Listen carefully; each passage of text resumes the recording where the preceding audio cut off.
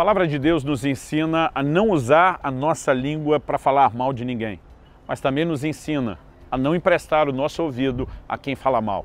Tanto uma como outra coisa são dois aspectos de um mesmo pecado, um cometido de forma ativa, o outro de forma passiva. Ambos devem ser evitados, falatórios e faladores.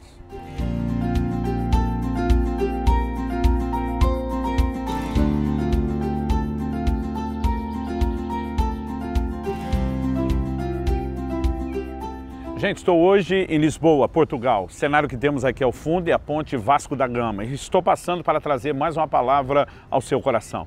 Estamos numa sequência de mensagens falando a respeito dos pecados da língua. Isaías, no capítulo 6, lemos de como o profeta, depois de ter uma revelação da santidade de Deus, consegue perceber o contraste dos seus pecados. E de uma forma especial, ele declara: eu sou um homem de lábios impuros. Depois de ter esse reconhecimento, um anjo do Senhor pega uma brasa do altar, toca na boca do profeta e diz: a tua iniquidade foi tirada. Ele reconhece um tipo de pecado específico, que ele classifica como lábios impuros. E Deus diz: o seu pecado é exatamente na boca, é na boca que você precisa do toque santificador.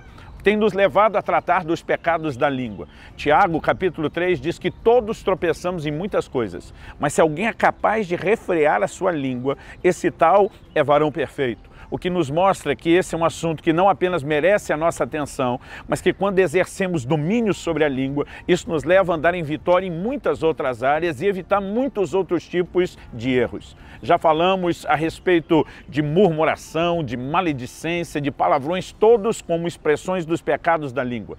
Mas hoje eu quero trabalhar um conceito um pouco ampliado do assunto da maledicência, que envolve não apenas o perigo de falarmos, mas também o perigo de a quem damos ouvidos. Em primeiro lugar, eu quero começar citando 1 Timóteo, capítulo 6, versículo 20, quando o apóstolo diz: e tu, ó Timóteo, guarda o que te foi confiado, evitando os falatórios inúteis e profanos e as contradições do saber, como falsamente eles chamam, pois alguns professando se desviaram da fé. Ele antes trabalha a ideia de gente que se desviou da fé por causa da cobiça, do desejo de ficar rico. Ele mostra que isso é algo com o qual nós precisamos ter cuidado, vigilância. Da mesma forma, assim como o aspecto de envolvimento com a avareza, com um exagero naquilo que é material pode se tornar dano para a fé, ele mostra que determinadas discussões também. Quando ele fala de evitar os falatórios inúteis, a palavra usada aqui no original dá a ideia de uma discussão vazia. Ele está falando, na verdade, de debates que não levam a lugar nenhum. Mas eu quero tomar essa expressão: evita os falatórios. Algo que precisamos tomar cuidado é com aquilo que falamos, com aquilo que se fala. Mas, por outro lado, a palavra de Deus nos mostra a não apenas ter cuidado com o que proferimos, com o que sai da nossa boca. Num outro texto, a palavra de Deus, também aqui são palavras de Paulo, inspirado pelo Espírito Santo. A palavra do Senhor nos diz em 1 Coríntios, capítulo 5, versículo 11. Mas agora vos escrevo que não vos associeis com alguém que, dizendo-se irmão, for impuro. A palavra aqui traduzida impuro, ela na verdade fala de pecados de ordem sexual. Ele diz: com aquele que for impuro, ou avarento, ou idólatra, ou maldizente, ou beberrão, ou roubador, com esse tal nem ainda comais. Aqui ele está falando de associação, ele está falando de relacionamento. Ele diz: se a pessoa se diz um irmão, diferente de um pecador que precisa da pregação do evangelho e de quem devemos nos aproximar com a intenção de mudar a vida dessa pessoa. Mas ele está dizendo: se ele se diz um irmão, se ele se diz professar a fé, mas vive de uma forma contraditória à fé que professa, não se aproxime dele, evite essa pessoa, sequer coma com ele. Quando ele fala do impuro, a palavra grega, como mencionei, pornos, fala de todo tipo de pecado de desordem sexual, nós entendemos a importância de evitá-lo. Quando fala de um beberrão ou roubador, nós entendemos a importância de evitá-lo. Até mesmo quando ele usa o termo avarento, para alguns pode parecer exagerado, mas a gente entende isso é danoso. Mas ele diz: se essa pessoa, dizendo-se irmão, for maldizente, ele diz: não se associe com ele. Em outras palavras, o que percebemos no ensino bíblico é que nós devemos evitar não apenas os falatórios errados, mas também os faladores. Um maldizente deve ser tão evitado como a própria maledicência. Assim como eu devo fugir da maledicência, não dar lugar a ela na minha vida e não entregar a minha boca a serviço de Satanás ou do inferno para falar mal de quem quer que seja, da mesma maneira que eu evito a falação, eu deveria evitar um falador. Por quê? Isso nos remete a um outro princípio que precisa ser entendido, que diz respeito à questão de cumplicidade. No livro de Levítico, no capítulo 19, no versículo 16, nós lemos: não andarás como mexeriqueiro entre o teu povo. Em outras palavras, não espalhe calúnias, não ande falando mal dos outros, não faça fofocas. Aqui a ordem é a respeito de não falar. Não falar mal de alguém, não falar contra alguém. Em outras palavras, novamente, a ideia e o conceito de se evitar o falatório. Mas observe o versículo seguinte. Ele diz: não aborrecerás teu irmão no íntimo, que normalmente leva alguns a falar. E ele diz: mas repreenderás o teu próximo, e por causa dele não levarás sobre ti pecado. O que significa repreender o próximo para não levar, por causa do outro, sobre nós pecado? Ele está falando de cumplicidade. Então, em primeiro lugar, a ordem é: não ande falando mal dos outros, não ande como mexeriqueiro no meio do povo de Deus.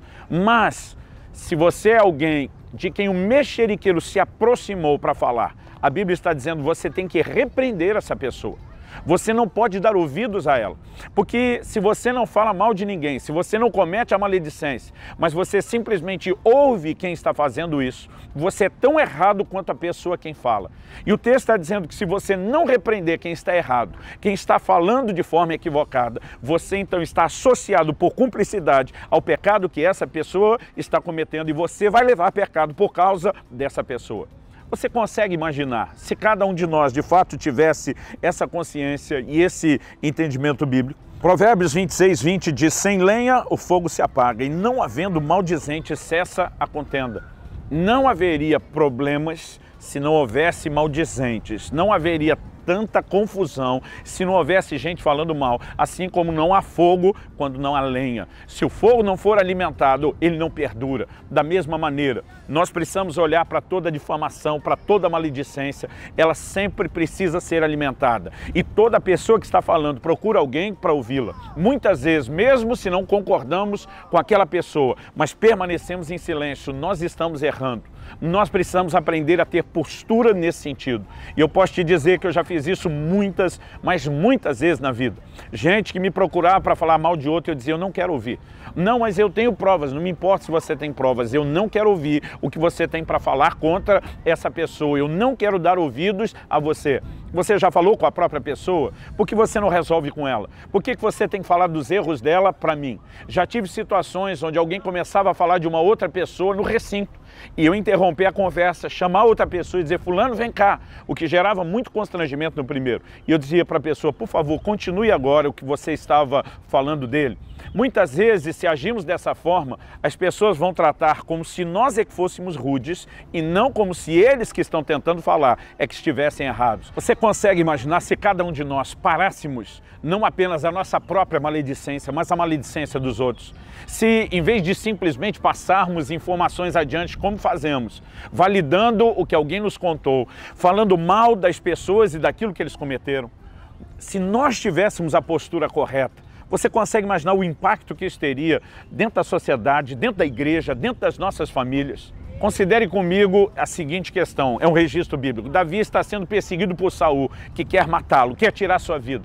Mas quando Saul morreu, o posicionamento de Davi é dizer: não espalhem essa notícia pelas ruas da cidade. Naquele momento, ele poderia simplesmente, como alguns hoje fazem, celebrar a queda de um inimigo. E diz: não façam alarde, não conte a história da queda desse homem, não propaguem isso. De alguma forma, ele estava dizendo: já temos vergonha o suficiente daquilo que aconteceu para propagar isso através da falação. Nós vivemos um tempo onde é comum as pessoas ouvirem o que alguém fala e passarem adiante. E nós começamos a combater o fake news, como se o problema fosse passar adiante uma mentira. Mas se aquilo tivesse certo, então poderíamos fazer isso, não é verdade. Mesmo quando temos pessoas que erraram, o posicionamento bíblico não é de sair espalhando isso aos quatro ventos. A semelhança de José, que quando tem a notícia de que Maria está grávida e antes de que ele cogitasse ser obra sobrenatural do Espírito Santo, a Bíblia diz que ele intentou deixá-la secretamente. Isso significa o quê? Sem abrir a boca. A Bíblia diz porque ele era homem justo e não queria difamá-lo. Naquele momento ele tinha tudo para pensar que tinha sido traído, que tinha sido injustiçado, mas ele opta pelo silêncio.